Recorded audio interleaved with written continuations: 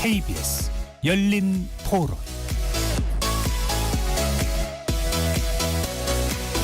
안녕하십니까. KBS 열린 토론 배종찬입니다. 세월호 사건은 우리 국정이 마비된 걸 나타내지요. 신상 규명이 제대로 안 됐잖아요. 단원고 유족들이 삭발하고 저 이태원 154명 죽은 그 학부모들하고 같이 해서 그러니까 삭발하고 울며 불며. 저희 아이 때랑 좀 비슷해가지고 저는 갔다 왔거든요. 추모 그쪽에도. 저희 아이들 같으니까. 지금도 그래요. 지금 얘기하니까 조금 울컥해서.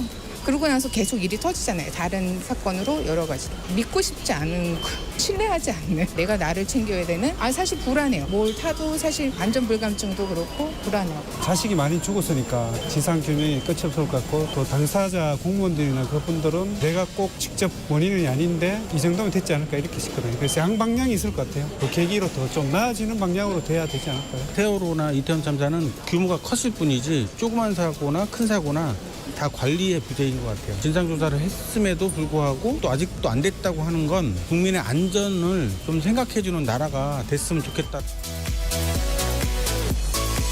거리에서 만난 시민들의 목소리 어떻게 들으셨는지요? 벌써 10년입니다. 지난 2014년 4월 16일 제주도로 수학여행을 떠난 단원고 학생들과 일반 승객들을 태운 여객선 세월호가 바다로 침몰되는 보고도 믿기 어려운 사건이 발생했고요. 이로 인해 무려 304명의 승객이 사망, 실종하는 참사가 발생했습니다. 우리 사회에 안전이라는 하도를 던지며 큰 상처를 남겼던 세월호 참사, 그로부터 10년이 지났습니다. 오늘은 세월호 참사 10주기를 맞아 지난 10년을 되돌아보고 우리 사회의 안전을 진단해보는 시간을 준비해봤습니다. KBS 열린 토론 지금부터 출발합니다.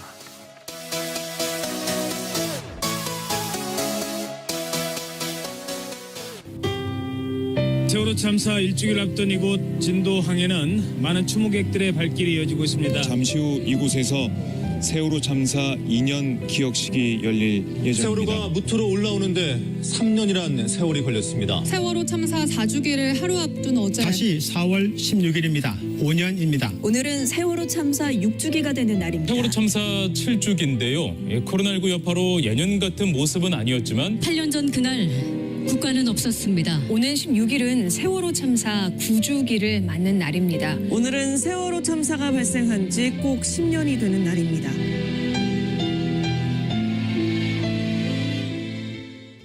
오늘 토론 함께해 주실 5분 소개합니다. 2학년 7반 곽수인 학생 엄마이시죠. 김명임 씨 나오셨습니다. 안녕하세요. 반갑습니다. 안산 청년 네트워크 김송미 운영위원장 함께하십니다. 네, 반갑습니다. 팽목 바람길 안병호 공동위원장 자리하셨습니다. 네, 반갑습니다. 기술사 공학 박사시죠. 한국안전전문가협회 이송규 회장 나오셨습니다. 네, 안녕하세요. 이송규입니다. 민주사회를 위한 변호사 모임 세월호 참사 대응 TF 팀장이셨던 이정일 변호사 나오셨습니다. 네, 반갑습니다. 이정일입니다. 5분과 각자가 기억하는 지난 10년을 나눠보겠습니다. 어서 오시고요. 10년 전 4월 16일 참 그날로 돌아갈 걸 생각하면 상당히 마음이 무거워집니다. 우리 사회 구성원들에게 세월호 사건은 어떻게 기억되고 있는지 되짚어 보려고 합니다. 먼저 2학년 7반 곽수인 학생의 엄마시죠. 김명임님. 세월호 가족극단 노란 리본 단원이신데 단원분들이 본인 소개를 할 때 누구누구 엄마입니다. 이렇게 자녀분 이름으로 말하고 인사하시는데 2학년 7반 곽수인 학생 엄마이신데 자녀 이름을 특별하게 말하는 어떤 이해는 충분히 됩니다. 그래도 한번 본인이 직접 말씀을 해 주신다면요. 저희가 노숙하고 투쟁하고 그런 어떤 세월호를 알리는 방법도 있지만 또 아이들 이야기를 끊임없이 하고 기억하게 해서 세월호의 어떤 진상규명까지 갈 수 있는 그런 게 그냥 내 개인의 이름이 아니라 누구의 엄마로서 부모로서 활동을 하다 보면 자식한테 부끄럽지 않고 좀 더 진솔하고 끝까지 더 오래 갈 수 있는 끝까지 밝힐 수 있는 그런 힘을 얻지 않을까 해서 항상 소개를 할 때 누구 엄마, 누구 아빠, 누구입니다. 그래서 저희는 저희 이름보다는 앞에 말한 학생 이름이 훨씬 더 소중합니다. 네. 그날의 기억 많은 분들도 기억하고 계시지만 그날의 기억을 조금 소개를 해주신다면요. 저는 5.18을 겪은 사람입니다. 전남대학교 정문 앞에서 살았거든요. 그때 그 참상을 보면서 세상이 이렇게 불합리하고 부조리하구나, 이렇게 아까운 젊은이들이 희생이 됐구나 하면서 느낀 게 온통 빨갰어요. 그 모습들이. 근데 4월 16일 날 팽목 내려가서 올라오는 아이들을 보니까 너무 창백하고 너무 하얗더라고요. 그래서 색하고는 관계가 없구나. 참사라는 거는 그런 모든 거를 아울러서 그 내용, 그 참사 그 자체가 중요한 거지 나한테 각인되어 있고 무서워지는 그런 색이 문제가 아니구나를 절실하게 느꼈던. 네. 참 말씀하시기 뭐 쉽지 않으실 수도 있다는 생각도 들고요.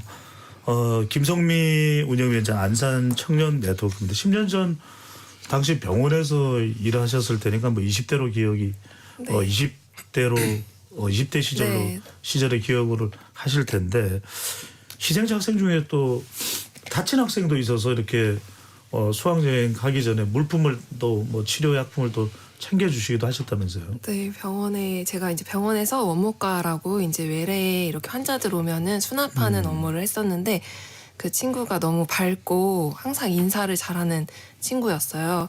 근데 이제 새끼 손가락을 다쳐가지고 이제 수술을 하고 이제 치료를 받는데 그 수학여행 간다고 너무 좋아하더라고요. 그래서 이제 간호사 선생님들이 처치할 수 있는 그런 물품을 챙겨가지고 보내줬는데 수학여행 갔다 잘 오겠다고 하면서 되게 이렇게 인사했어가지고 그 4월 16일에는 딱 참사가 일어났다고 했을 때 딱 그 친구가 떠올랐던 것 같아요. 네.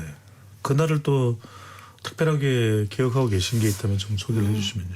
그 후로도 어쨌든 그 친구를 기억하기 위해서 기억교실이나 분향소 갈 때마다 그 친구 찾아보기도 하고 또 제가 중학교 때 고창석 선생님이라고 저희 체육 선생님이셨는데 그 되게 부끄러움이 많으신 선생님이었어요. 머리 스타일이 이렇게 또치처럼 돼가지고 귀여우신 선생님이었고 너무 좋으신 선생님이었는데 그 배에 타고 계셨다는 거를 이후에 알게 되고 또 동생의 동생 친구의 동생이 희생자이기도 하고 그냥 곳곳에 아는 분들의 뭐 아들 딸들이 배를 탔다는 얘기를 많이 들었어가지고 되게 뭔가 현실 같지 않은 그런 날들을 보냈던 것 같습니다. 네. 안 위원장님께서는 팽목 바람길 공동위원장이십니다. 팽목 바람길이 정확하게 명칭이 어떤 연유를 가지고 있는지도 궁금하기도 하고 팽목 바람길 정확하게는 또 구리시 시민으로 알고 있는데 뭔가 팽목 바람길 이 세월호 사고와는 또 어떤 관계가 있으신 건가요?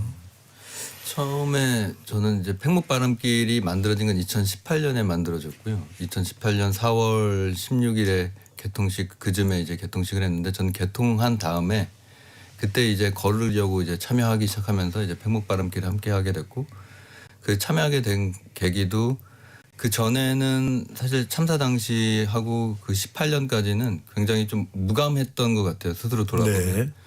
저는 그때 현재도 하고 있는 일이 영화 촬영이나 드라마 촬영 일을 하거든요. 그때 10년 전 스케줄을 돌아보니까 그때 이제 공연 촬영하고 영화 촬영 준비를 막 하고 있었던 때였더라고요. 그래서 그런 사정들이 실제로 벌어졌던 참사가 영화 속이나 혹은 우리가 이야기로만 혹은 꾸며내는 것으로 생각했는데 그게 실제로 벌어진 것이 믿기지 않았고 그 이후에 어쨌든 잊지 않아야겠다는 마음을 먹다가 그 길을 낸 소식을 듣고 그 여러 이제 영화 하시는 분, 뭐 무용 하시는 분, 뭐 음악 하시는 분, 예술계 쪽에서 같이 꾸준히 참여해보자라는 마음을 같이 해서 지금까지도 계속 이어가고 있습니다. 그 사고 당시에는 안산이거나 또는 희생자들과 특별한 인연이 있었던 건 아니시군요. 근데 그 이후에 4년 뒤 2018년 만들어진 팽목 바람길에 또 참여를 하신 거고 뭔가 사고 당시 어떤 기억은 좀 지금 다시 이렇게 머릿속에 떠오르는 게 있으십니까? 어떠신지요? 그때는 지금 계속 떠오르는 건 그 배가 거의 반쯤 가라앉았고 그리고 10시쯤인가 하여튼 오전 중에 보도로 이제 사람들이 구해졌을까 어쩔까 막 그런 생각인데 자막으로 이제 봤던 것 같아요. 다 구조했다고.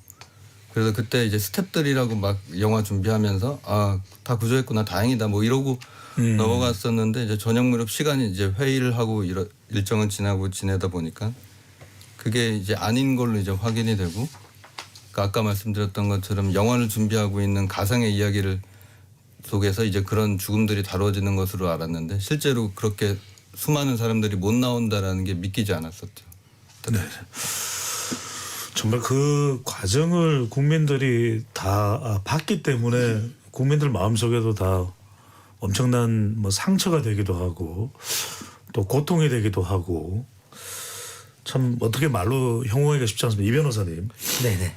방금 전에 우리 안 위원장님 말씀대로 처음엔 다 구출됐다 그래서 다 그런 줄로만 알고 있었던 기억도 납니다. 네, 그러다 보니까 생각했습니다. 예, 관련해서 이제 책을 2권을 내셨는데 세월호 선체 조사 위원회 활동을 하면서 그 과정을 기록하신 것으로 보이는데 책임을 묻다.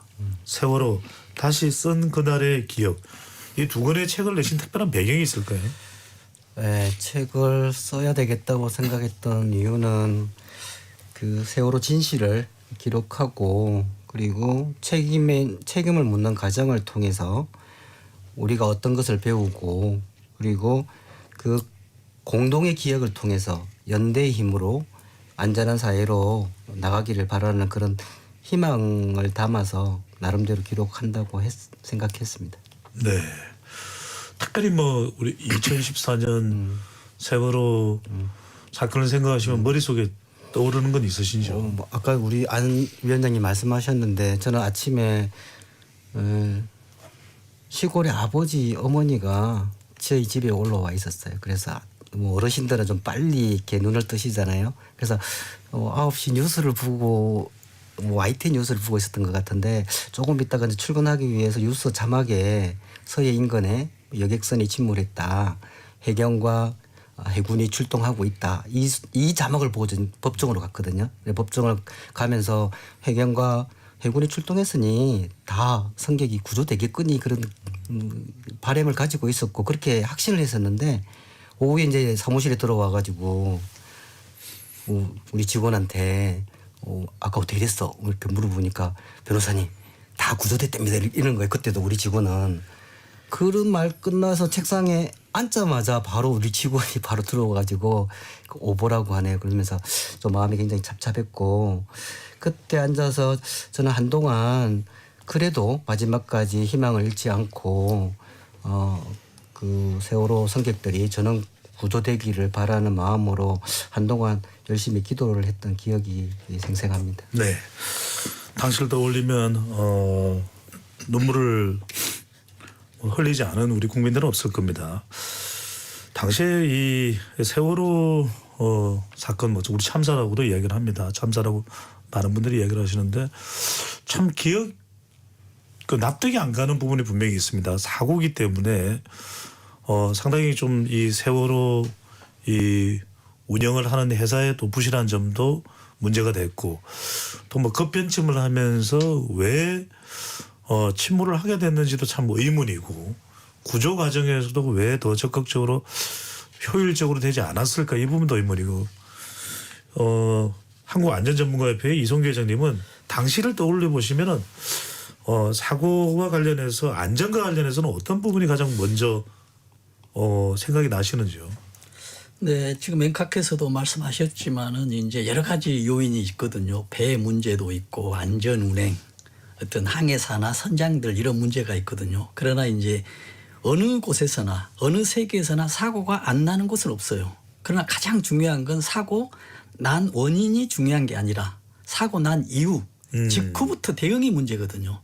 그러나 지금 이번 참사 같은 경우를 보면 지금 사고 직후에 시간을 보니까 약 30시간이 지금 아무 대책도 하지 않고 거의 구출되지 않는 이런 상황이 돼 있어요.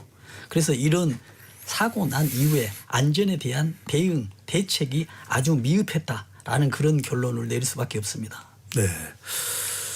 세월호와 관련해서는 뭐 아주 많은 프로그램들이 좀 조명을 했고 관련 내용을 다뤘기 때문에 오늘은 그 10년의 기억에 좀 더 집중을 해보겠습니다.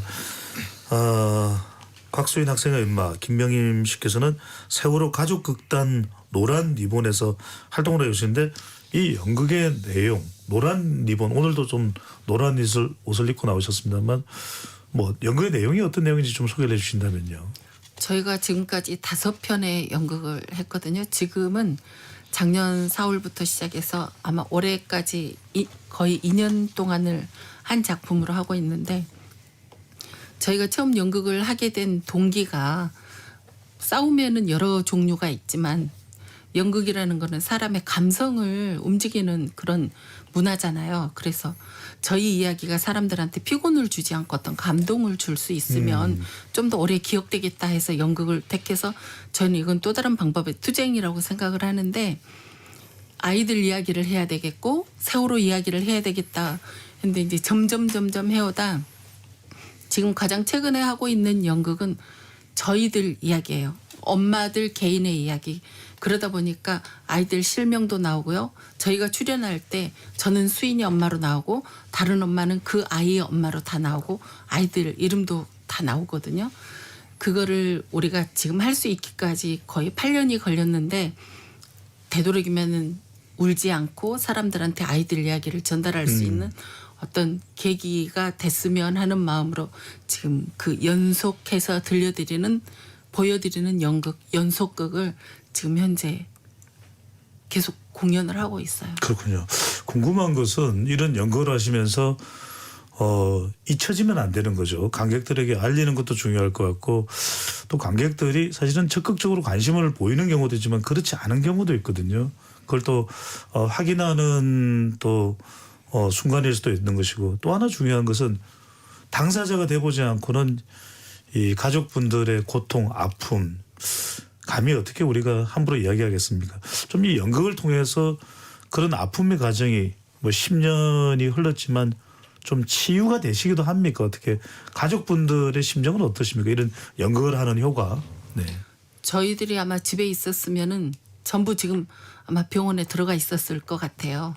그런데 저희가 연극을 하고 아이를 위한 어떤 활동을 함으로써 치유까지는 아니더라도 최소한 당장의 병원에 입원까지는 아니지 않나. 네. 네, 그런 걸로 하면은 아마 죽을 때까지도 치유는 안 되겠지만 치유의 길을 같이 가고 있다고 저는 생각을 해요.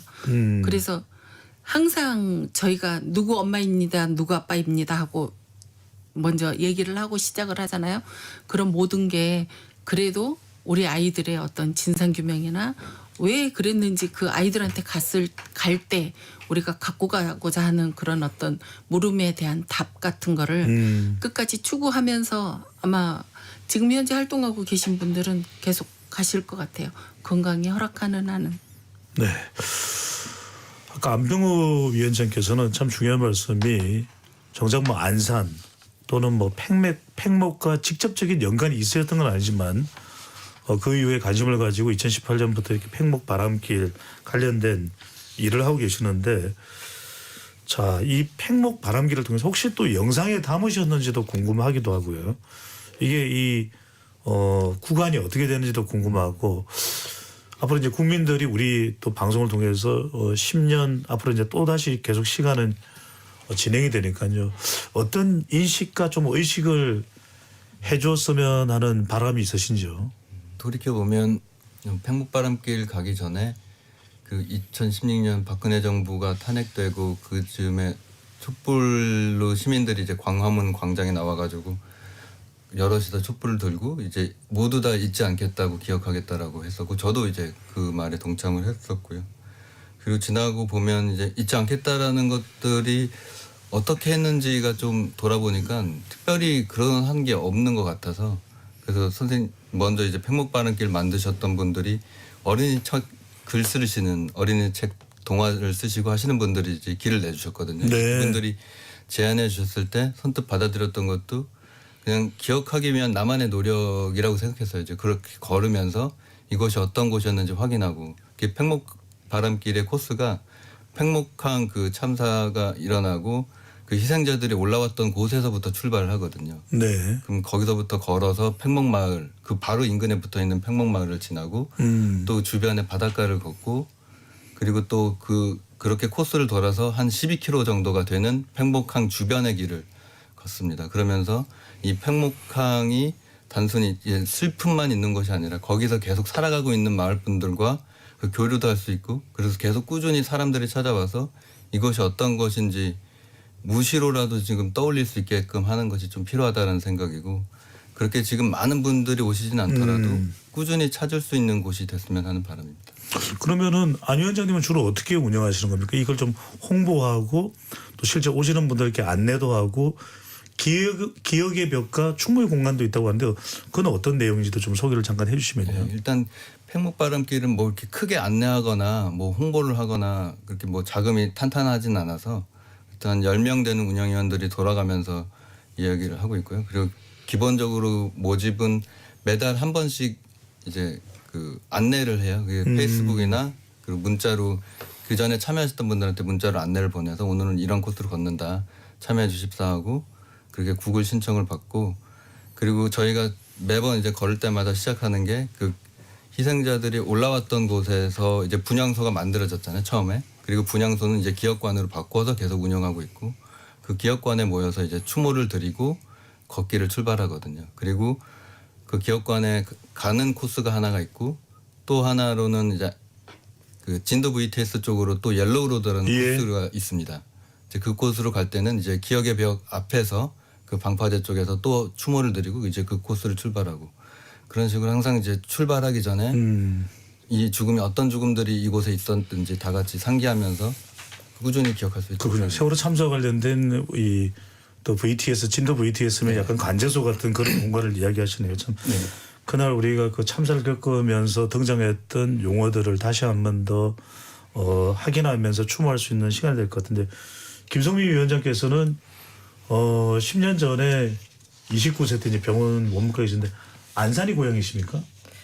거의 안산이 고향입니다. 안산에서 고등학교를 나오셨습니까? 네, 초중고 다 안산에서 나왔어요. 아 그러면 참 더 생각이 절절할 수밖에 없는데 안산 청년 렉터교에서 정말 후배들이네요. 그러니까요. 그렇죠. 그 사고를 참사를 당했던 희생자들이 여러 프로그램을 한다고 하시는데 좀 소개해 주시면요. 우선 10주기에 어떤 걸 청년들하고 해볼까 하다가 저희가 4.16 10-10-10 프로젝트라고 10주기 10개의 공간 10명의 청년들을 만나는 프로그램을 하고 있습니다. 그래서 뭐 차 한 잔을 하면서 4.16 그날에 대해서 얘기하기도 하고 요가, 플로깅, 뭐 영화를 본다던가 책을 읽는다던가 이런 다양한 것들 방식을 활용해가지고 이야기를 나누고 있고 또 10개의 공간이 그런 자리를 마련해줘가지고 지금 다양한 청년들 만나서 얘기를 계속 나누고 있어요. 네.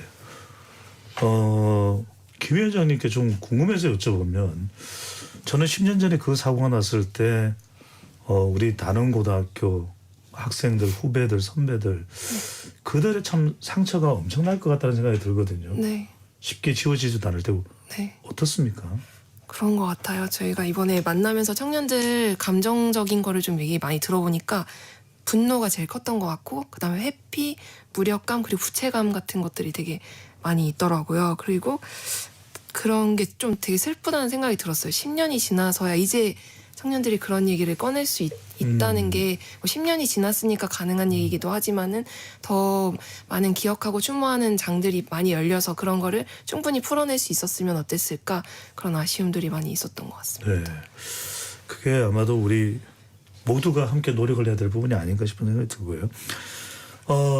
이 변호사님 세월호 이후에 뭐 우리가 상처를 치유하기 위해서는 분명히 또 확인하고 또 밝혀야 되고 이런 것들이 분명히 있을 것 같습니다. 법률가로서 어떤 부분일지 좀 말씀을 해주신다면요. 예, 보통 우리가 재난 참사와 관련돼서 이야기할 때 진상규명, 책임자 처벌, 그다음에 재난으로부터 얻은 교훈 그리고 추모와 기억 이것을 이야기를 하는데 세월호 참사 사건과 관련돼서는 워낙 진상규명 활동 방해를 많이 받았기 때문에 제 생각에는 많은 것들이 밝혀지고 여전히 밝혀질 것들이 있긴 하지만 그냥 아무것도 밝혀진 것도 없다라는 이런 이야기에 조금 다시 한번 좀 생각해 볼 것이 있다고 좀 생각을 하고요.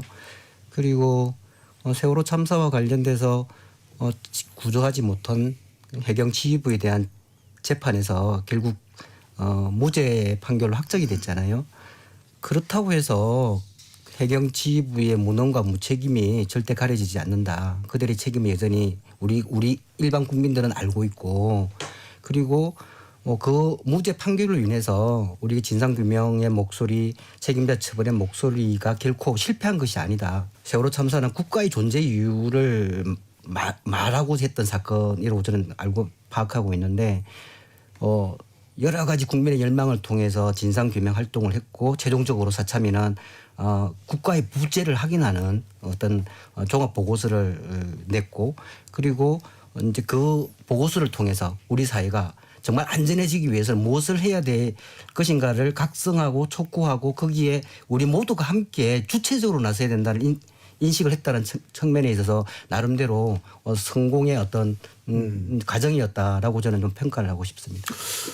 10년이 지나서 우리 사회가 얼마나 달라졌냐는 부분은 우리가 조금 이따 더 구체적으로 논의해 보겠습니다만, 이 회장님께서 보실 때는, 이성규 회장님 보실 때는 아까 이제 사고가 나고 난 이후의 대응과 관련해서 지금도 우리가 기억 속에서 계속 생각날 수밖에 없는 내용들이 있다라는 말씀을 주셨거든요. 자, 그런 부분들이 어떤 식으로 관련된 사람들에게 영향을 줄 수 있는지 한번 말씀을 해주신다면요. 네, 그렇습니다. 우선 이제 사고 아까 원인을 이제 그 대응에 대해서 잘못했기 때문에 이런 참사가 이제 났다라고 이제 생각하고 그렇게 말씀드렸지 않습니까? 그러면 저는 여기서 또 왜 그러면 30시간 동안 대응을 못했냐라고 또 생각해 볼 수가 있어요. 뭐 고의로 그러진 않겠습니까? 그러면 저는 여기서 어떻게 생각하냐면 안전무지라고 생각하거든요. 근데 우리가 보통 사고가 나면 안전불감증이라고 이야기하거든요. 근데 저는 안전무지하고 불감증을 별도로 봅니다. 안전불감증은 다른 사람이 하면 위험한데 내가 하면 위험하지 않는 거예요. 그러니까 길을 건너가거든요. 사고가 난 건널목이라 하더라도. 그게 이제 안전불감증인데, 안전무지는 또 별다른 내용이거든요. 안전무지는 내가 하고 있는 행동이 얼마나 중요한지 위험한지를 전혀 알 수가 없습니다. 모른다는 거군요. 그렇죠. 그러니까 안전관리자도 그렇거든요. 이미 사고가 났어요. 안전관리 구축을 해야 되는데, 구조를 해야 되는데 어떻게 할 줄을 모르는 거예요. 그러다 보니 시간은 가버리고 배는 완전히 침몰이 돼버린 상황이잖아요. 그래서 이제 안전 관리자들도 안전 관리 인원이 필요한 게 아니라 안전 관리 능력이 있어야 돼요. 안전에 대한 지식이 있어야 된다고 생각하거든요. 그래서 우리 정부가 그렇게 변화해야 되고요. 또 하나는 이제 말씀드리면 우리가 안전에 대한 인식이 좀 변화가 좀 있어야 된다고 생각합니다. 항상 우리는 사고가 나면 뭐 안전하는 사람이 경찰 인력이 관리 인력이 몇 명 있었냐 이렇게만 얘기하거든요. 그러면 사람이 늘어나면 늘어날수록 안전이 어느 정도 보장이 되지만 지금 같은 우리 현 시대의 생활에서는 사람 가지고는 결코 부족합니다. 그래서 우리 지금의 생활은 첨단 과학기술을 활용해서 생활을 하고 있거든요. 근데 안전관리는 아직도 20년 전이나 30년 전이나 아날로그 수준을 벗어나지 못하고 있어요. 그래서 정부에서도 어떤 안전관리에 대한 어떤 인식이 변화가 돼야 되고요. 그래서 우리도 과학기술을 이용해서 예측을 해야 됩니다. 이 배가 출발했을 때, 이 차량이 출발했을 때 어떤 상황에 가면 뭐 30분 전이든 뭐 몇 시간 전이든 사고를 알려줘야 되고요. 또 사고가 났을 경우에도 신속하게 대응이 아주 시스템적으로 이루어져야 되는데 이런 것들이 이루어지지 않기 때문에 어떤 정부에서는 이번 계기 이후뿐만이 아니고 그 이후에도 또 계속 사고가 많이 났지 않습니까? 예. 대형 사고들이. 그래서 지금이라도 이러한 어떤 안전 인식에 대한 변화가 꼭 있어야 된다는 그런 말씀. 두 분께서 이제 안전과 처벌이라고 하는 굉장히 세월호 참사 관련한 중요한 화두를 말씀하셨는데, 뭐 길게는 시간을 좀 들을 수는 없을 수 있는데 저는 제일 중요한 게 여기 사실은 다 모여 계시거든요. 안산에 이 활동하고 계신 우리 김 위원장님, 그리고 또 학생의 어머니이신 김명임 씨, 그리고 어찌 보면은 직접적인 관련은 없지만 그 후에 또 이 팽목항가 또 이 세월호 참사와 인연을 맺게 된 우리 안병호 위원장님. 저는 뭐 그걸 여쭙고 싶습니다. 안전과 처벌을 말씀하셨는데, 자, 수인 학생의 어머니 김명임 씨의 마음속에는 제일 응어리져 있는 게 뭡니까? 있으시다면요. 네. 왜 출발했을까? 왜 구하지 않았을까? 곳곳에서 도움의 손길을 주겠다고 어선도 그렇고 외국배도 그렇고 왔는데 왜 그거를 막았을까? 어떻게 해서든지 간에 일단 건져 넣고 잘잘못을 나중에 따지고 원인 규명 뭐 그런 거를 해야 되는데 아예 그 현장 자체를 통제를 해버렸잖아요. 그러면은 어떻게 될지 그게 너무나 빤한데 그거를 왜 그 사람들은 생각을 못했을까 아니면은 하고 싶지 않았을까 아니면은 그냥 그렇게 누군가에게 명령을 받았을까 그런 게 굉장히 단순한 게 저희는 궁금하거든요. 왜 구하지 못했을까? 네. 왜 구하지 못했을까? 너무 단순한데. 김성미 운영위원장은 그날의 기억을 고스란히 또 간직하고 있고 지금도 그 활동을 하시는데 어떤 게 마음속에 가장 무겁게 지금 뭉쳐 있는 게 이 세월호 참사와 관련해서는 뭐라고 생각하시는지? 제대로 된 원인도 정확히 아직 나오지 않은 것 같고 저는 책임자 처벌이 제대로 안 된 게 가장 뭔가 마음에 응어리로 있는 것 같아요. 왜냐하면 잘못을 했으면 잘못한 사람을 책임지는 게 그게 상식인데 그렇게 제대로 되지 않은 거를 계속 보다 보니까 뭔가 책임져야 나도 책임을 져야 되는 사람으로 살 수 있는가? 그런 어른이 될 수 있는 사회인가? 이런 생각이 많이 들었던 것 같아요. 네. 안 회장님 많은 분들이 물론 2014년과 가까운 시점에서만큼은 아니겠지만 꾸준히 세월호 참사를 기억하고 계신 분들은 팽목 바람길을 찾아오시고 또 이런저런 이야기를 나누시게 될 텐데 찾으시는 분들이 10년 전에 이야기를 하시면서 물론 어떤 분들은 8년 전 시점에 왔을 때고 7년 전 어떤 이야기들을 많이 하시는 어떤 부분을 가장 궁금해하시고 답답해하시는지요? 또는 본인 스스로의 말씀을 해주셔도 좋고요. 네, 아까 그 김성미 운영위원장 말씀 주셨는데 저도 책임자에 대한 부분, 처벌에 대한 부분이 요 사이에 이제 새삼 다시 느낀 게 저희 코스 중에 옐로우 로드 코스라고 서망항 쪽으로 가다 보면 이제 진도 VTS를 마주하게 되는 코스입니다. 진도 VTS를 가다 보면 결국 그 당시 참사 당시에 책임져야 할 사람들이 책임지지 않았던 사실들이 이제 새삼 확인하게 됐는데요. 거기에 이제 그 당시 관제센터로 일했던 사람이 그때 감사원에서는 이 사람의 징계 처분을 요구를 했었는데 실제적으로 결과는 결국 강등에 대한 처분을 받았는데 그러한 이제 책임지지 못하는 아쉬움들을 많이들 토로하시고 그리고 최근에는 그 희생자의 숫자들이 304분이 되시는데 그걸 꼽아보면 정말 많다라는 생각을 하게 됩니다. 14일 날 저희가 팽목항에 있다가 그러한 이제 희생자분들에 대한 이름들을 쓰는 작업들을 해왔는데 그때 이름들을 이제 각지에서 손수 이제 그려서 적어서 이제 보내주셔가지고 304분의 이름들을 딱 이제 벽에다가 붙여놓고 보니까 너무 많은 거죠. 너무 많은 생명들이 잃었고 그래서 지나가시면서 이제 하시는 분들이 너무 많다라는 얘기를 요사이 좀 많이들 하십니다. 너무 많다. 여러분들 지금 KBS 열린 토론과 함께하고 계십니다.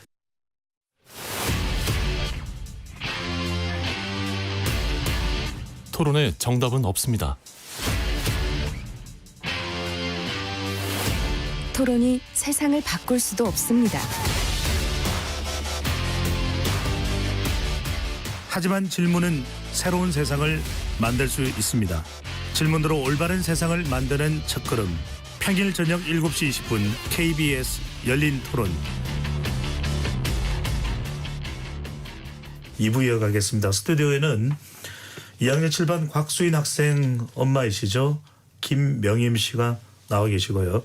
안산청년 네트워크 김송미 운영위원장, 팽목바람길 안병호 공동위원장, 한국안전전문가협회 이송규 회장, 세월호 참사 대응 TF 팀장을 맡으셨던 이정일 변호사와 함께하고 있습니다. 일부에서는 세월호 참사 10주기 참사와 지난 10년을 좀 되돌아보는 시간을 가졌고요. 2부는 바로 우리가 늘상 이야기해왔던 것입니다. 얼마나 달라졌는지, 달라질 노력은 했는지 이 부분에 대해서 집중적으로 이야기해 보겠습니다. 이 변호사님, 일부 끝자락에 안병호 위원장께서 책임자 처벌 이야기를 했습니다. 사건이 발생을 했고 더군다나 참사입니다. 무려 304명의 사망자가 있었다면 아까 우리 송규 회장께서도 말씀하셨지만 참 사고는 날 수도 있다. 하지만 그 사고에 어떤 대응을 하는가가 중요하다는 말씀 주셨는데 자 구조의 실패로 이렇게 평가를 또 하고 있습니다. 아까 우리 김명임 어머니께서 왜 구조하지 않았습니까? 라는 그 엉어리진 말씀을 해주셨는데 지휘부도 있었고 처벌이 지금 어떻게 된 겁니까? 304명의 생명을 구하지 못한 것과 관련돼 가지고 현장 구조 세력으로 출동했던 123 정장에 대한 책임과 관련된 재판에서는 유죄 판결을 받았고요. 5년 뒤 사고 참사 이후 5년 뒤에 수사와 기소가 이루어진 해경 지휘부 10명에 대해서는 1심, 2심에서 무죄 판결이 나고 최종적으로는 대법원에서 상고 기각되면서 무죄로 확정이 됐죠. 아마 이런 과정들이 왜 304명의 생명을 잃게 만든 구하지 못한 혹은 구조에 실패한 해경에 대한 책임을 무죄로 난 결과에 대해서 여전히 책임을 지지 않았다라는 좀 인식들을 많이 하고 있는 것 같아요. 그런데 어쨌든 우리가 진상규명과 책임자 처벌이라는 목소리를 통해서 이 사람들이 늦었지만 어쨌든 기소가 됐고 재판이 이루어졌고 그리고 그들이 결국 무죄를 받긴 했지만 그들의 책임이 절대 무능과 무책임이 가려지는 것은 아니고 나름대로의 아쉬움은 많지만 그래도 우리 세월호 참사를 통해서 큰 근한을 가진 사람은 그 책임도 크다라는 사실을 촉발시키는 하나의 계기가 되었다는 점에서 실패했지만 그래도 우리는 책임을 끝까지 물으려고 했다라는 성과에 대해서는 좀 두 가지 측면을 좀 봐야 되지 않을까 그런 생각을 갖고 있고요. 네. 그리고 세월호 참사의 침몰 원인과 관련된 부분들에 관련돼서는 또 많은 책임자들이 그 재판을 통해 가지고 유죄 판결을 받았습니다. 그렇지만 국민들이 생각하는 것은 유죄 판결이 중요한 것이 아니라 304분의 생명에 대해서 그 사람들이 책임에 비례하냐에 대한 부분에 대해서 많은 좀 의구심을 갖고 있는 것 같고 아마 이것은 현재 우리 현행 사법 체계 내에서는 좀 강력한 책임을 묻기는 어렵기 때문에 대형 재난 참사에 맞는 책임에 비례하는 형을 구형할 수 있는 어떤 제도 개선이 좀 필요하다 이런 생각 갖고 있습니다. 이 변호사님 그냥 단도직입적으로 좀 여쭤봅니다. 유병헌 씨 일가는 그렇게 많이 부각이 됐는데 정작 대법원에서 이런 행정 체계에 있는 구조 대응 체계에 있는 책임자들에게는 무죄가 선고된 것은 어떤 기준으로 봐야 될까요?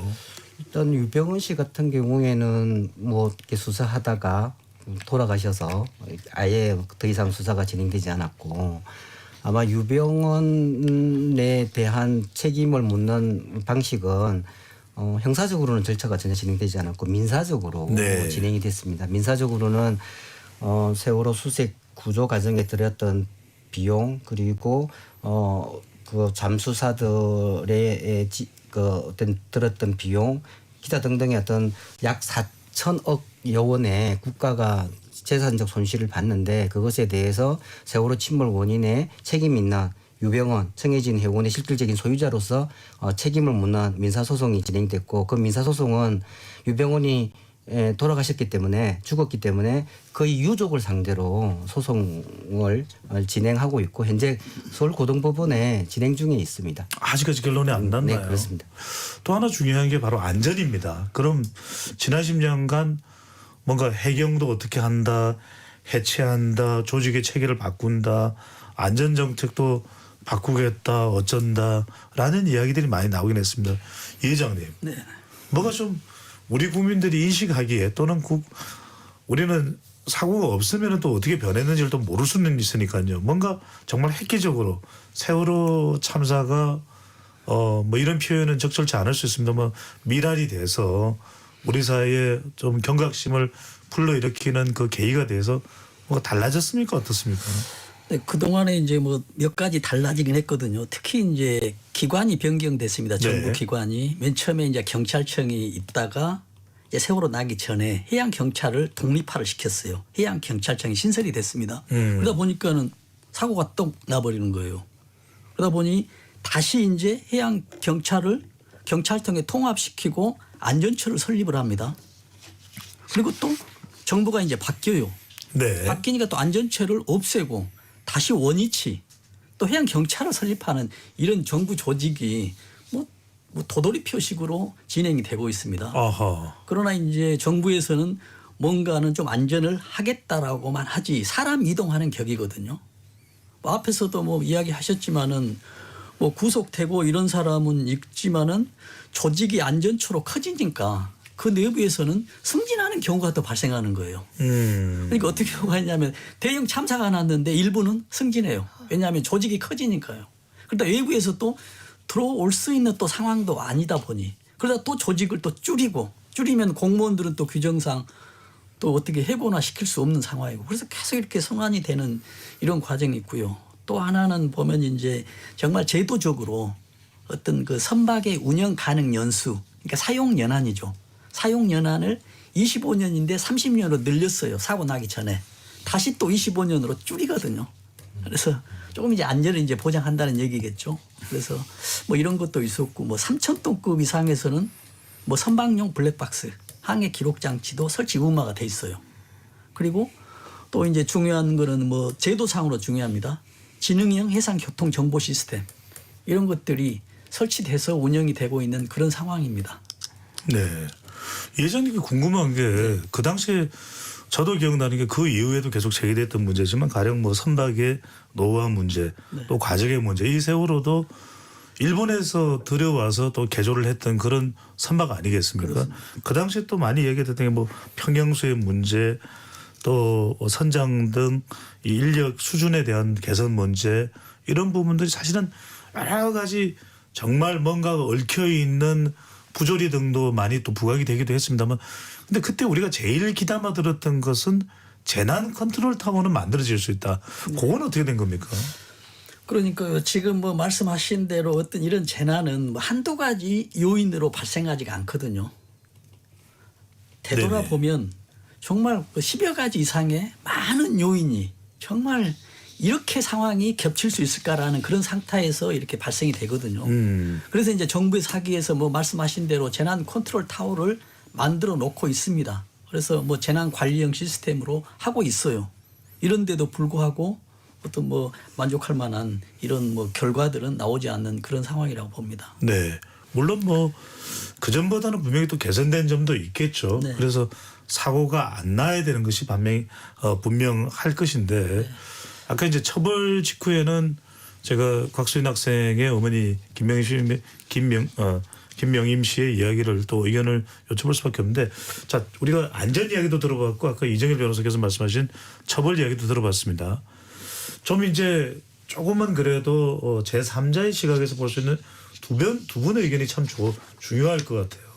먼저 우리 김선미 위원장께서는 이 처벌 관련된 부분 적어도 민사소송과 관련돼서 유가족분들에게 뭔가 그 진행되는 법적 절차에 이 결론이 지어져서 또 뭔가 보상이 되거나 해야 되는 부분들의 그 부분도 궁금하고 또 안전과 관련해서 안산 지역은 상당히 지역 전체가 트라우마 집단 트라우마 상태일 수도 있습니다. 안전에 대한 그런 부분이 어떻게 좀 개선이 되는지도 효과가 있는지도 좀 궁금합니다.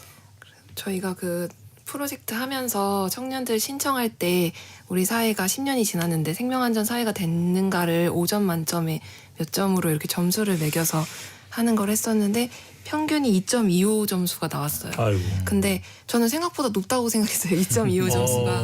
근데 1점 가장 낮게 준 게 공통적으로 말하는 건 이태원 참사였던 것 같아요.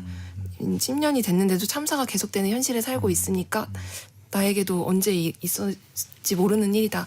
이런 게 있었던 것 같고 그리고 높게 준 게 4점인데 되게 아까 여기서 말씀하신 것처럼 국가는 없었던 것 같고 4점인 이유는 세월호 참사 이후에 이런 안전에 대한 성찰을 시민들이 하게 되었다. 그래서 시민들이 성장하고 있다.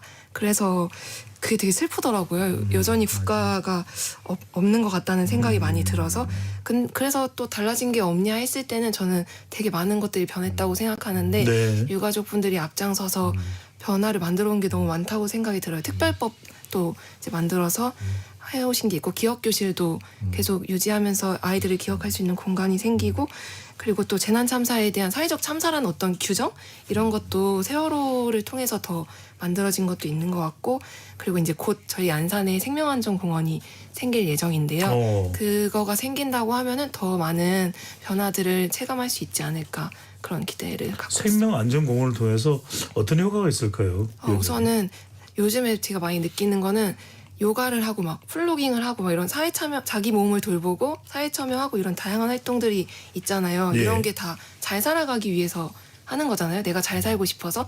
근데 제대로 기억 안 하면은 잘 살아갈 수가 없는 것 같아요. 근데 그 안전공원이 생기면은 요 며칠 전에도 저희가 거기서 기억문화제를 했는데 그 기억의 공간이 있다는 것 자체가 잊지 않고 기억할 수 있게끔 해주는 어떤 에너지들이 있는 것 같아가지고 계속 잘 살아가기 위해서 기억해야 된다는 걸 좀 배울 수 있는 장이 되지 않을까 싶어서 그래서 좀 안산이 기억의 도시가 되면 좋겠다 그런 시작이 되면 좋겠다. 새로운 또 안산의 더 밝은 모습으로의 전환을 또 기대해 볼 수도 있는 것이고요.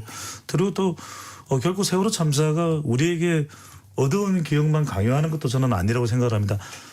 안 위원장님 그런 측면에서 안전, 처벌을 또 어떻게 보고 계시는지요? 네, 그 안전 부분에 있어서는 말씀하신 대로 그런 식으로 조금씩 바뀌어가고 있는데 그게 또 한편 희한한 게 국가가 뭔가를 주도적으로 해서 이렇다라고 할 만하게 해서 확인될 거는 없는 것 같아요. 그러니까 적어도 제가 보는 관점에서는 다른 뉴스에서도 안전을 위해서 이렇게 했다라고 명징하게 확인되는 것은 없는 것 같고 그리고 그 세월호 참사 이후 아까 잠깐 말씀 주셨는데 또 하나의 긍정적인 효과라고 할 수 있는 부분이 이제 유가족 외에도 참여하시는 분들은 그러니까 이게 기억해야 되고 이런 일이 재발되지 않아야 된다는 노력들이 곳곳에서 일어나고 있는 것 같고 그리고 안전 관련해서는 그 제주에 있는 청년 학생들이 모임이 있어요. 세제모라고 세월호를 기억하는 제주 청년 학생 모임이 있는데 그 학생들이 주도적으로 해서 그 제주를 오가는 배에 대한 안전 점검 같은 것들을 그런 활동들을 민간 영역에서 하고 있더라고요. 이게 의미심장하네요. 왜냐하면은 결국 세월호가 가지 못했던 그 제주도에 학생들이 모여서 그 안전을 이야기한다니까 좀 더 소개를 해주시면요. 네, 그래서 그 학생들이 지금은 이제 팽목항에서 바로 가는 90분 걸리면 이제 간다는 그 제주까지 가는 배가 운항을 하거든요. 그 배를 타고 이제 제주에 있는 학생들이 저희 팽목항으로 와서 팽목바람길 같이 걷기도 하고 그리고 또 그분들이 또 제주 쪽에 계시던 분들이 이제 쉼터도 같이 운영하면서 그렇게 기억하려는 운동들을 계속 하고 있는 거죠. 그러니까 아까 말씀드렸다시피 이제 안전에 대한 대책을 명확한 국가로부터 이렇게 해라 혹은 이러할 것이다라는 것은 듣지 못했어도 시민들이 자발적으로 이러해야 하니까 우리가 움직여야 된다는 것들은 제법 구체적으로 여러 곳에서 일어나고 있는 것 같다라는 느낌을 받습니다. 네, 어머니는 더더군다나 이 안전이라는 것이 정말 머릿속에 팍 박혀 계실 텐데 어떻게 평가를 하시는지 지난 10년간 우리 사회의 안전요. 저희가 청와대에 요청을 해서 4월 16일이 안전의 날로 지정이 됐는데 그 얘기를 할 때 박근혜 대통령이 비공식적으로 가족들을 불러서 가서 얘기를 했거든요. 안전의 날을 지정을 해달라. 국민들이 모두 안전할 수 있게 적당한 교육을 받고 진짜 안전에 도움이 되는 그런 활동을 할 수 있는 날을 지정해달라 그랬더니 안전의 날은 정했어요. 뭐 어떤 행사는 해요. 근데 저희가 정말로 요구했던 실생활에 도움이 되는 정말로 필요로 하는 그런 안전에 대한 교육은 빠진 것 같아요. 알맹이는 빼버리고 거중만 지금 운영이 되고 있는데 그 부분을 제대로 실천을 해줬으면 좋겠어요. 정부가. 아니 이 변호사님. 네. 이 변호사님께서는 이 세월호 관련된 TF에도 참여를 하신 참사 대응에 TF 팀장으로도 참여를 하셨는데 사실 안전과 관련해서도 법적인 조치가 취해져야 될 것이 상당히 많을 수 있거든요. 아까 이성규 회장께서도 말씀하셨지만 이 선박에서부터 하나하나 이 운행 수단이 되는 것, 뭐 차량도 있을 수 있고요, 배도 있을 수 있고요, 항공기도 있을 수 있고요. 이런 게 뭐 법적으로 좀 보완이 되고 적극적인 조치가 세월호 참사를 계기로 해서 이루어진 게 있을까요? 뭐 세월호 참사를 계기로 해서 각 정부 부서에서 이것저것 뭐 개정하고 보완한다라는 시도를 하고 뭐 규정을 두긴 했지만 저는 우리가 안전해졌다라고 느껴야만 그 제도 개선 규정이 의미를 가진다고 생각을 하거든요. 그런 측면에서 보면 현재 여전히 이태원 참사나 오송 참사를 통해서 우리 국민은 안전한가에 대한 느낌이 내 몸에 와닿지 않는 측면에서 세월호 참사 이후에도 여전히 우리 사회가 바꾼 것이 별로 없다. 그럼에도 불구하고 아까 안 위원장이 말씀하신 이야기는 저는 사실 지난주에 들었는데 그럼에도 불구하고 희망이 있다. 우리 국가가 그 해주진 않지만 우리 스스로 가만히 있으면 안 된다. 그리고 안전을 위해서 우리 목소리를 내고 우리의 정치 지도자를 뽑아야 된다는 목소리가 세월호 참사 이후에 이루어졌던 우리 국민에게 가장 춘 그 안전을 위한 자각적 주체로 나서야 된다라는 인식이 좀 팽배했다고 생각이 들고 그것이 자라는 아이들이 스스로 2018년부터 제가 시작한 걸로 알고 있거든요. 예. 그래서 내 일상 속에 있는 제주도라는 게 마지막 단원고 학생들이 수학여행을 간 목적지였잖아요. 그걸 스스로 그 아이들이 스스로 생각하고 그래서 우리가 할 수 있는 일이 뭘까에 찾다가 제주항에 가서 매월 혹은 두 달에 걸쳐서 진짜 그 규정들을 제대로 지키고 있는지 이런 걸 체크하면서 어른들도 관계 공무원들도 끊임없이 조금씩 변화하려는 노력을 보이고 있다는 점에서 저는 좀 큰 희망을 찾고 있습니다. 정말 그게 필요하다는 생각이 들고요. 이 회장님. 네. 방금 전에 이제 이 변호사께서 말씀하셨던 대로 세월호 참사가 단순히 우리에겐 사고가 아니라 치유로 또 추모로 또 발전으로 우리가 전환하는 계기로 되려면 참 이 안전과 관련되는 게 중요할 것 같다는 생각이 드는데 지금도 저는 이게 이해를 할 수가 없습니다. 왜 구명조끼가 전달이 안 됐는지 왜 창문을 깨트리고 탈출을 할 수 있는 기본적인 수칙이 전달 안 됐는지 방금 전에 이정일 변호사가 말씀해 주셨습니다. 오송 참사에서의 이제서야 지하 차도에 그 사다리를 이제서야 설치한다. 부산 초량의 참사도 있었는데요. 사고도 있었는데 어떻게 보시는지 구체적으로 우리가 고쳐야 할 부분 필요한 정책의 핵심이 뭘까요? 그러니까 그렇습니다. 지금 그 전에는 지금 어떤 안전사고가 나면 어떤 시스템들이 아예 부재였었죠. 근데 지금은 이제 말씀하신 대로 앞에서도 좀 얘기가 됐습니다마는 앵커께서도 어떤 각 분야의 뭐 차량이나 뭐 선박 여러 군데에서 사고가 났을 때 재난안전 시스템 통신망에 의해서 작동하게 돼 있어요. 그러면 잘 돼 있는 것 같죠. 근데 또 저는 어떻게 보냐면 이런 통신망들이 시스템들이 있느냐 없느냐 문제는 지금 10년 전 20년 전에 관건이었거든요. 그러나 지금은 이 시스템이 있냐 없냐가 중요한 게 아니라 어떤 콘텐츠로 만들어졌냐가 중요하거든요. 그러니까 세월호 이후에 재난안전통신망이 만들어져 있어요. 그게 작동이 됐거든요. 네. 그럼에도 불구하고 이태원 참사 또 지하차도 이런 일들이 계속 일어나는 거예요. 안전통신망이 작동하고 있는데도 불구하고 그렇다는 얘기는 이제 안전통신망 있느냐가 중요한 게 아니라 정말로 어떤 시스템으로 돼 있느냐. 그럼 어떤 식으로 돼 있냐라고 하면 정말로 안전관리자들은 이제 안전 지식이 있어야 돼요. 어떤 인식 변화가 전혀 되지 않고 어떤 인력으로 커버하려고 하면은 안전은 대한민국 안전은 보장되지 않는다라는 이런 생각을 꼭 합니다. 그래서 안전 시스템이 중요한 게 아니라 안전 시스템의 콘텐츠가 정말로 중요하다라는 그런 말씀을 드립니다. 네. 저도 좀 보강하고 싶은데요. 우리가 재난이라는 게 한 사람의 부주의 혹은 한 사람의 어떤 잘못이 뭐 많은 생명을 일으킬 수 있다라는 그 재난의 특성에 대해서 재난을 예방하고 대응하는 사람들이 철저하게 자기 몸에 배워야 된다고 생각을 해요. 그리고 이 철저한 몸에 배이는 것은 한 번에 규정이 있다, 시스템이 갖춰졌다고 해서 구현되는 것이 아니라 그 행위를 재난 구조에 참여하는 수많은 사람들이 있어요.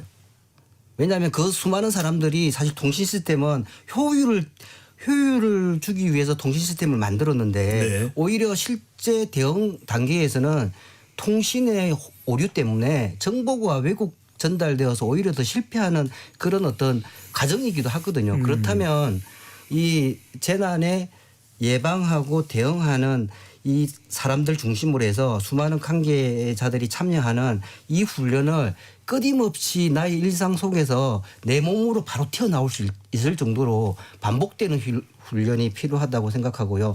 그런 측면에서 아까 이태원 참사도 세월호 참사 이후에 그 통신 재난 시스템이 구축되었지만 별로 안 썼잖아요. 근데 또 막상 이태원 참사가 일어나니까 쓰려고 그러니까 이게 작동을 안 한다는 그때서야 깨닫게 되는 것들이 반복되면서 우리는 안전으로부터 자유로울 수가 없는 상황이 계속 반복되는 거죠. 그러니까 네. 국민들에게는 여전히 세월호 참사 이전이나 지금이나 우리는 안전하다고 느끼지 못하고 있는 것 같고 그것에 대한 철저한 원칙은 제가 생각하기에 재난 예방 대응에 큰 책임이 있는 사람이 그 잘못에 대해서 확실하게 책임을 묻는 관행이 확실하게 수립되는 과정들이 있어야 될 것 같고 그런 관행 수립을 통해서 재난 대응 안전에 책임 있는 사람들이 내 하나의 잘못으로 큰 책임을 지는구나라는 경각심에서 또 국민의 생명 안전에 더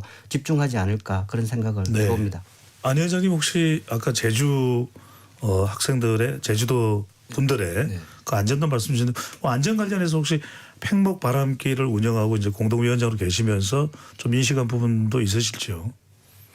네, 저희도 일단 사고 관련해서는 어쨌든 같이 그 참사를 기억하고 걸어왔던 분들이 그런 사고를 당하지 않아야 되겠다는 마음에서 어쨌든 기본적으로 여행자 보험 같은 것들을 들면서 이제 책임에 대한 부분을 같이 담보하겠다라는 거고요. 사실 여행자 보험 같은 경우에도 되게 미미한 수준인데 거기에서 첫 번째 단계는 어쨌든 예방은 아니지만 책임지겠다는 의지를 갖고 있는 거거든요. 어쨌든 우리가 함께 모이자라고 한 거니까 우리가 책임져야 한다는 의식에서 출발한 것이 보험이고 그만큼 아까도 말씀 주셨지만 책임에 대한 것들이 이제 정리가 되지 않은 상태에서는 결국은 이게 진도가 안 나가는 부분이 안전이기도 하다는 생각도 다시 하게 됩니다. 네. 어느덧 10년이 흘렀습니다.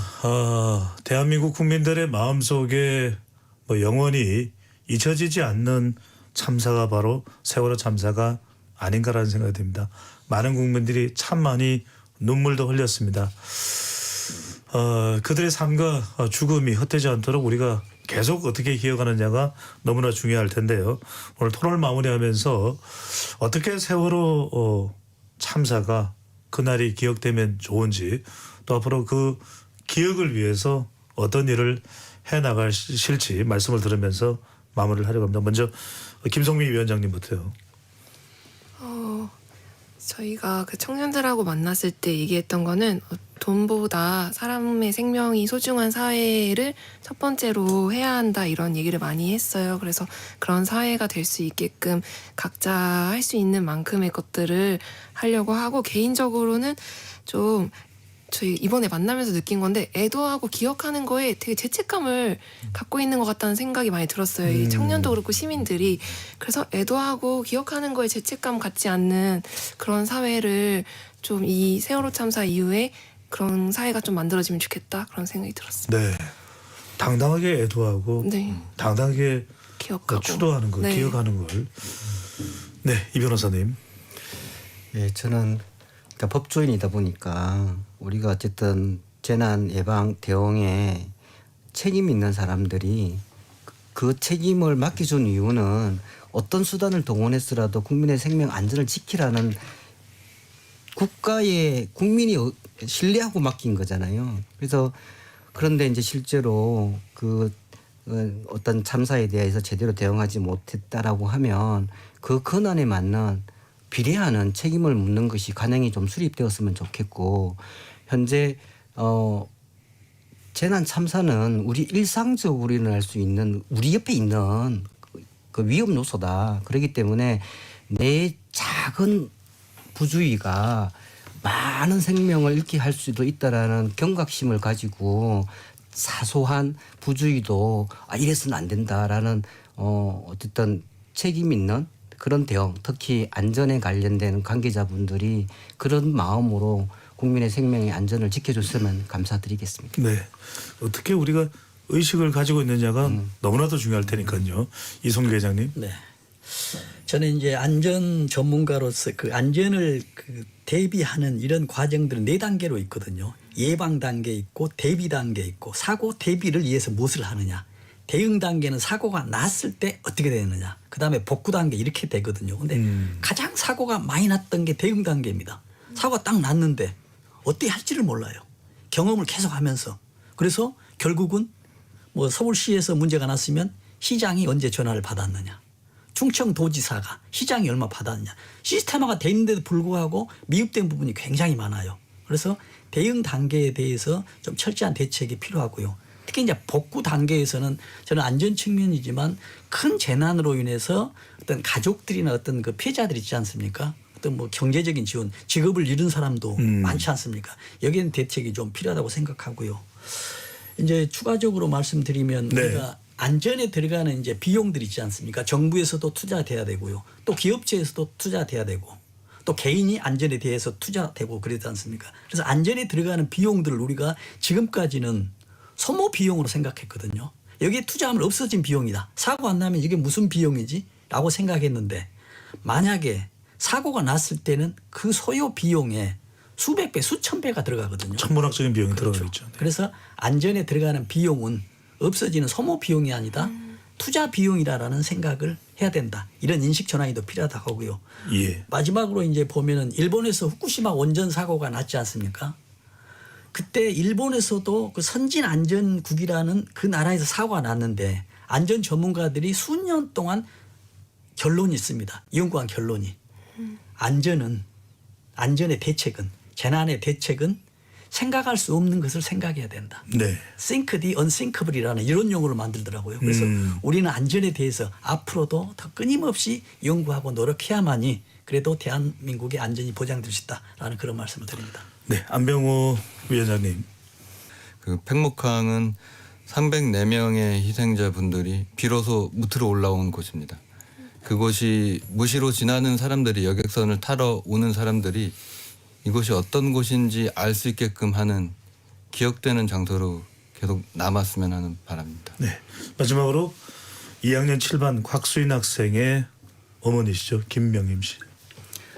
저희가 지금 참사 10주년입니다. 저희들이 넘어지지 않고 이제까지 왔던 거는 시민분들이 다 같이 함께 해주셨기 때문입니다.